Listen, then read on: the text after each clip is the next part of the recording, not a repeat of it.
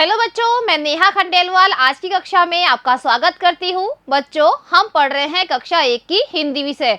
और बच्चों, इसमें जो हमारा 13वां अध्याय है उसमें हम करेंगे कुछ वर्णों की पहचान और मात्रा का ज्ञान।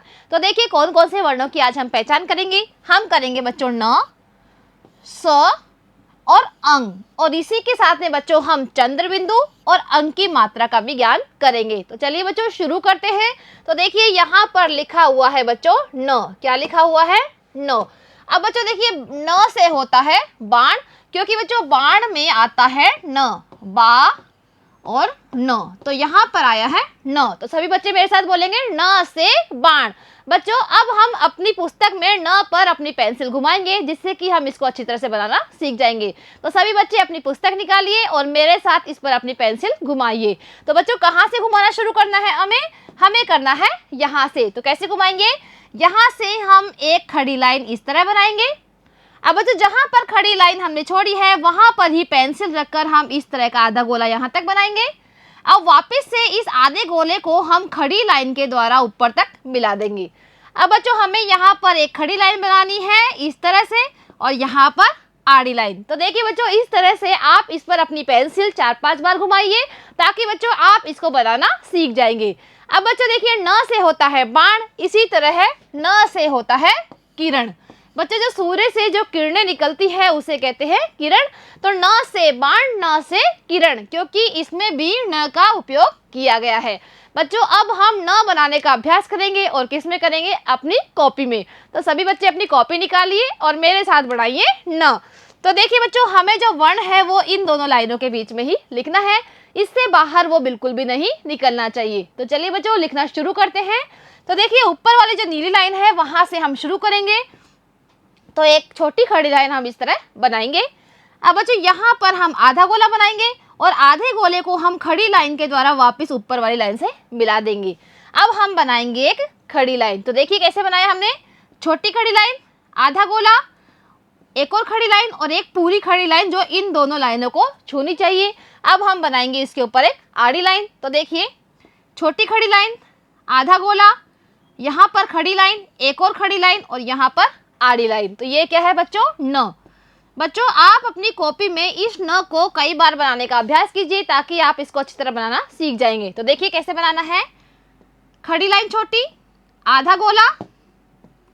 अब बच्चों इस आधे गोले को हम खड़ी लाइन के द्वारा ऊपर मिला देंगे, और अब एक और खड़ी लाइन और यहाँ पर आड़ी लाइन। तो बच्चों इसको हम और बनाते हैं। देखिए खड़ी लाइन, आधा गोला, एक और खड़ी लाइन, यहाँ पर पूरी खड़ी लाइन और यहाँ पर आड़ी लाइन। तो ये क्या है बच्चों? ये है न। क्या है बच्चों? न। तो बच्चों आप जब इसको लिखोगे तो आप इसका उच्चारण भी करते रहिए, ताकि आप इसका उच्चारण भी सीख जाएंगे और इसको पहचानना भी सीख जाएंगे। तो देखिए बच्चों यहाँ पर हमने बना दिया है न। बच्चों आप अपनी इस कॉपी में इसको बार बार बनाइए, ताकि आप इसको बहुत ही सुंदर तरीके से बनाना सीख जाएंगे। तो देखिए न से होता है बाण और न से ही होती है किरण। इसी तरह बच्चों न से बाण। बाण कभी ना हाथ में रखना, संभाल के तरकश में रखना। बच्चों जो बाण होता है जो कि धनुष में लगाकर चलाया जाता है, उसको हम हाथ में नहीं रखते हैं। कहाँ पर रखते हैं? उसको तरकश में रखते हैं। और तरकश हम कहाँ टाँगते हैं? हम टाँगते हैं कंधे पर। तो बच्चे सभी बोलेंगे मेरे साथ न से बाण। बाण कभी ना हाथ में रखना, संभाल के तरकश में रखना।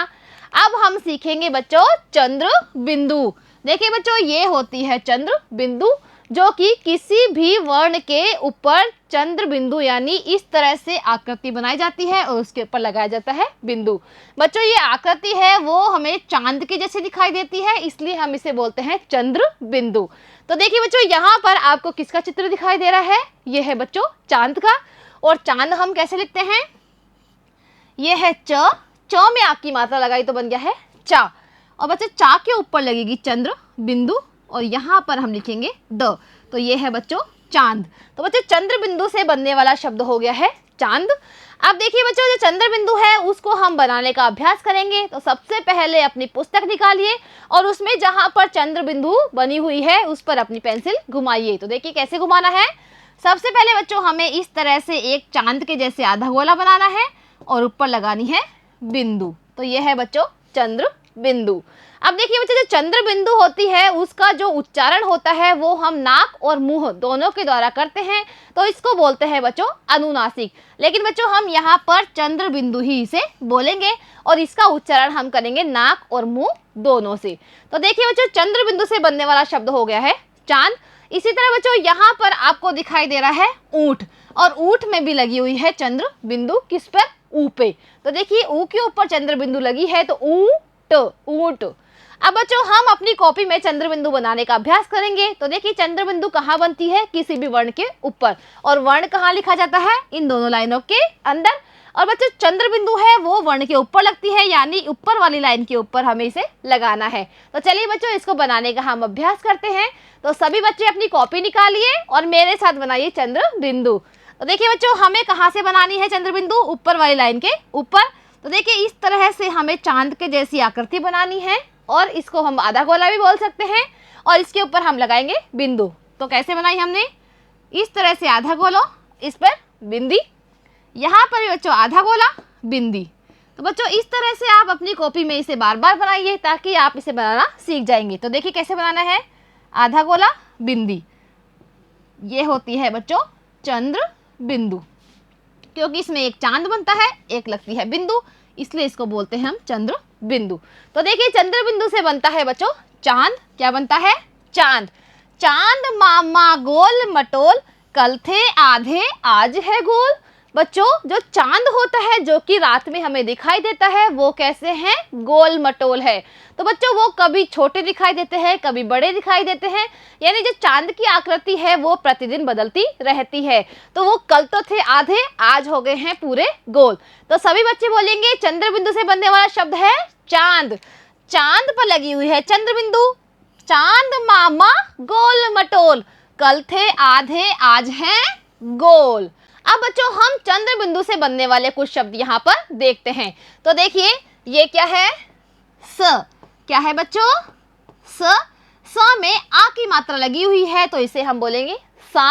अब सा के ऊपर लगाएंगे हम चंद्र बिंदु, तो इसे बोलेंगे हम सा। और ये है बच्चों प, तो इसका उच्चारण कैसे करेंगे हम? सांप। अब बच्चों सा के बाद में हल्की सी न की ध्वनि हमें सुनाई देगी, और वो न कहाँ से निकलेगा?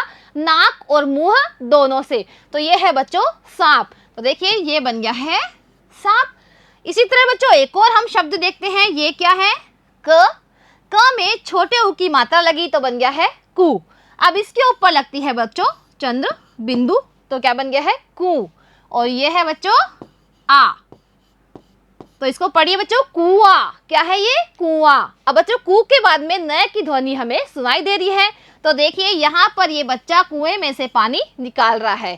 तो देखिए बच्चों इस तरह से आप चंद्र बिंदु वाले और शब्द भी लिखिए।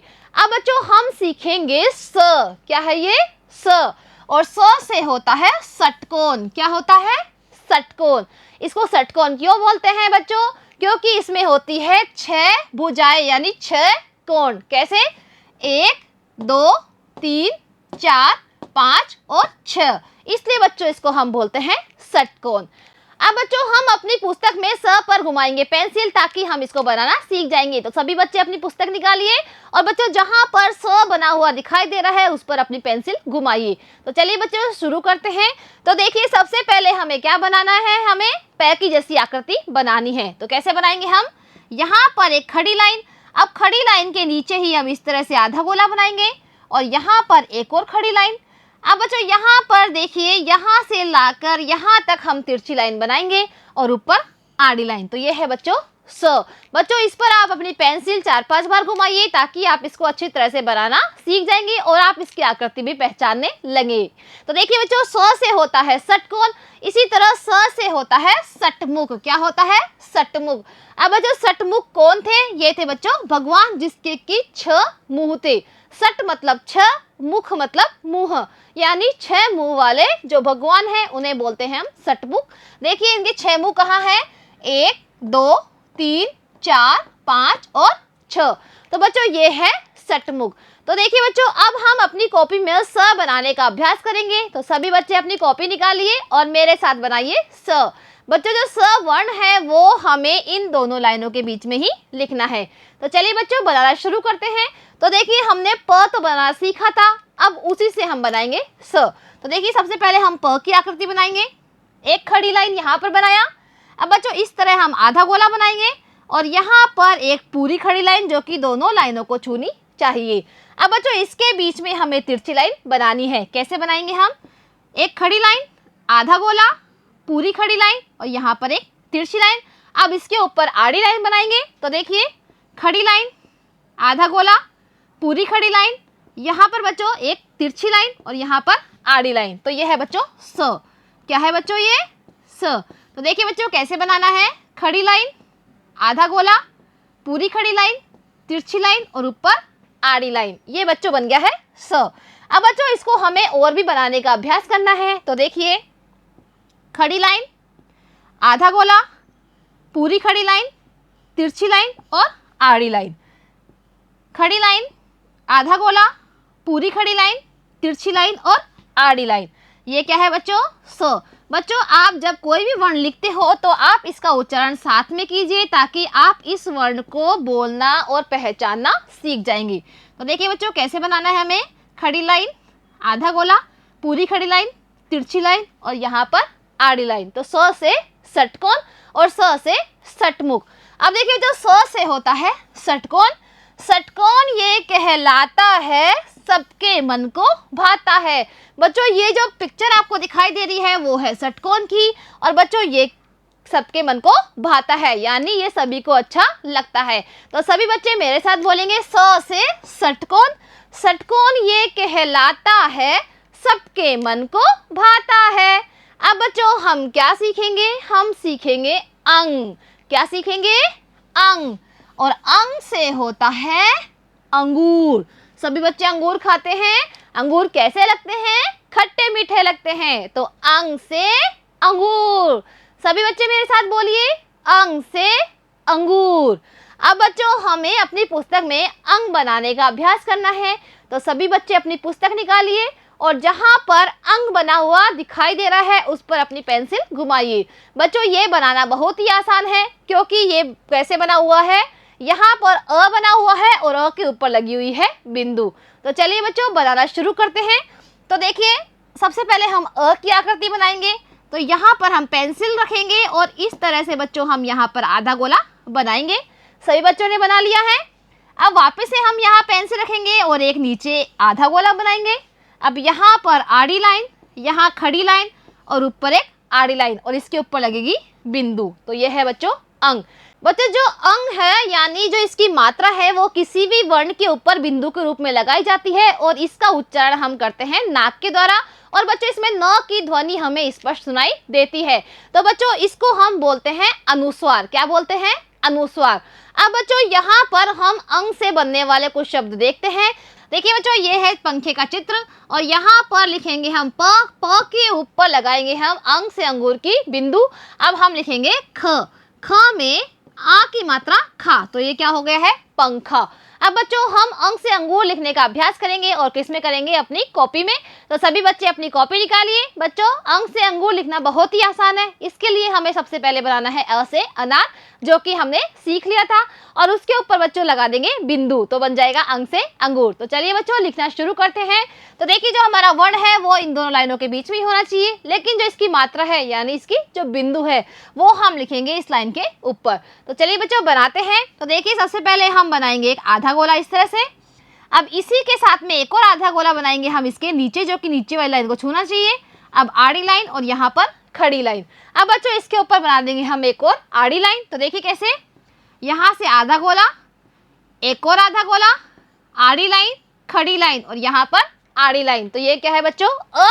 अब बच्चों इसके ऊपर हम बिंदु लगा देते हैं तो ये बन जाएगा अंग। तो कैसे बनाते हैं? आधा गोला, एक और आधा गोला, आड़ी लाइन, खड़ी लाइन, ऊपर आड़ी लाइन और इसके ऊपर बिंदु। तो यह है बच्चों अंग से अंगूर। बच्चों यह तो बहुत ही आसान है बनाना क्योंकि ये अ से ही बना है। तो सभी बच्चे अपनी कॉपी में इसे बार बार बनाने का अभ्यास कीजिए। तो चलिए बच्चों हम और बनाते हैं। तो कैसे बनाएंगे? सबसे पहले जो ऊपर वाली नीली लाइन है वहां से हम शुरू करेंगे और एक आधा गोला ऊपर वाली लाइन को छूते हुए बनाएंगे। अब बच्चों एक और आधा गोला हमें बनाना है जो कि नीचे वाली लाइन को छूता हुआ इस तरह ऊपर जाएगा। अब यहाँ पर आड़ी लाइन, खड़ी लाइन। अब बच्चों यहाँ पर आड़ी लाइन और उसके ऊपर बिंदु। तो ये है बच्चों अंग।